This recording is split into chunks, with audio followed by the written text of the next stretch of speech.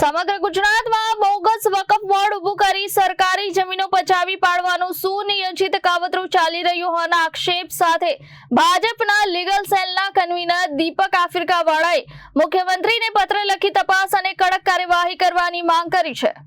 આ પત્રમાં આફ્રિકાવાળાએ જણાવ્યું હતું કે રાજ્યની સરકારી જમીનો, મહાનગરપાલિકા અને નગરપાલિકાની જમીનો તેમજ પંચાયતોની જમીન ઉપર ગેરકાયદેસર રીતે કબજો કરી બોગસ વકફ બોર્ડ ઊભું કરી જમીન પચાવી પાડવાના પ્રયાસો થઈ રહ્યા છે।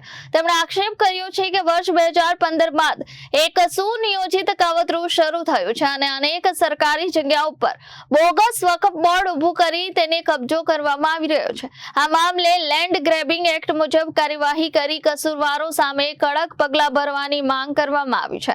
આંકીવાળાએ મુખ્યમંત્રી સમક્ષ સમગ્ર મામલાની તપાસ કરાવી સરકારી મિલકતોને ગેરકાયદેસર કબજામાંથી મુક્ત કરાવવા તેમજ જવાબદારો સામે કાયદેસરની કાર્યવાહી કરવાની રજૂઆત કરી છે। આપ સૌ જાણો છો કે સરકારી જગ્યા ઉપર ગેરકાયદેસર પ્રવેશ કરતાઓ પકડાયા છે અને વકફ બોર્ડ બી વકફ બોગસ માલમ પડ્યું છું કોર્ટને પિટિશનમાં। તો એના ઉપરથી મને એવી શંકા જાય છે કે આવા કેટલા વકફ બોગસ નોંધાયા હશે। ખરેખર કોઈ વ્યક્તિ માલ મિલકતવાળો હોય અને એની માલ મિલકત વકફમાં આપે કે સમાજના ઉપયોગમાં વાપરજો, એને સાચું વકફ કહેવાય છે।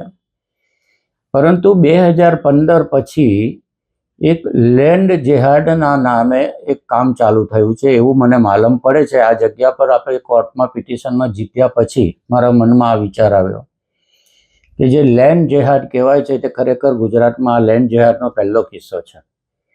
એટલે મેં મુખ્યમંત્રીને, નાયબ મુખ્યમંત્રીશ્રીનું ધ્યાન દોર્યું છે કે આવા માલ મિલકત વગરના કેટલા વકફ નોંધાયેલા છે અને એ વકફ એ કોઈ સરકારી જમીન કેટલી કબજે કરી છે એની આપણે ચકાસણી કરવી જોઈએ અને વકફની નોંધણીનું રજિસ્ટર દરેક જિલ્લાના કલેક્ટરને મોકલીને દરેક જિલ્લામાં જે વકફ નોંધાયેલા છે જમીન મિલકત વગરના, એ વકફ વાળાએ કોઈ સરકારી જગ્યા કબજે કરી છે કે કેમ એને પકડવાની જરૂર છે। કારણ કે આ કિસ્સા પરથી મને ચોક્કસ એવું લાગે છે કે આ એક લેન્ડ જેહાદનો જ ભાગ છે અને આ લેન્ડ જેહાદના નામે આખા દેશમાં સરકારી જમીન ઉપર આ લોકોએ કબજા કર્યા હોય એવું હું માનું છું।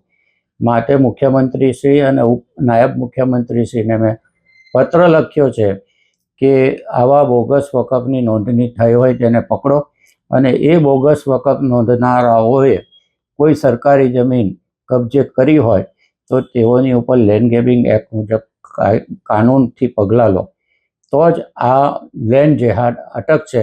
નહીં તો કરોડો ને અબજો રૂપિયાની જમીન આ લોકો પચાવીને બેઠા હશે, કોઈને ખબર પણ નહીં પડી હોય। એ જાણ કરવા માટે મેં મુખ્યમંત્રીને, નાયબ મુખ્યમંત્રીને લેખિતમાં પત્ર લખ્યો છે। Bureau report, Janadesh news, Surat.